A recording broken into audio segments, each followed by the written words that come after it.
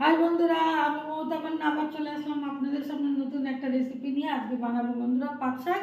তো কীভাবে রান্না করি আপনারা আমার সঙ্গে থাকুন আর দেখতে থাকুন। বন্ধুরা, এই যে আমি এখানে সরষের তেল দিয়ে দিয়েছি, গরম হয়েছে, তার মধ্যে একটা শুকনো লঙ্কা দিয়ে দিয়েছি। আর এই যে রসুনটা আমি থেতো করে নিয়েছি তেলের মধ্যে এখন আমি দিয়ে দিলাম। লঙ্কাটা বেশ সুন্দর ভাজা হয়েছে।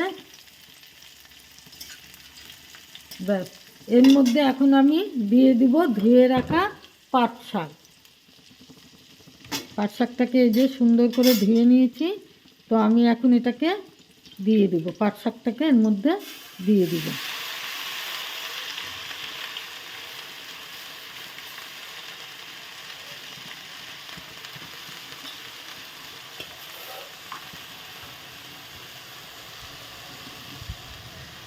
এর মধ্যে দিয়ে দিব লবণ, পরিমাণ মতো লবণ দিয়ে দেব।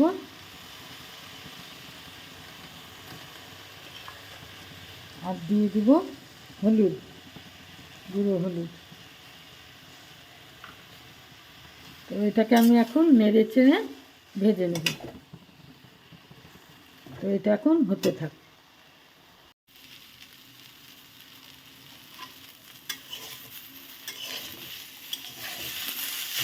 দেখুন বন্ধুরা, রসুনগুলো সুন্দর ভাজা হয়ে গেছে, শাকের সাথে একসাথে ভাজা হয়ে গেছে।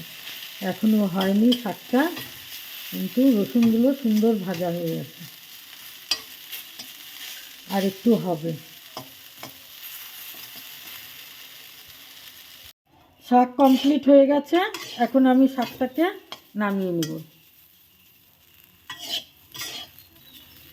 ব্যাস, কমপ্লিট হয়ে গেছে বন্ধুরা, রেডি হয়ে গেছে পাট শাক ভাজা।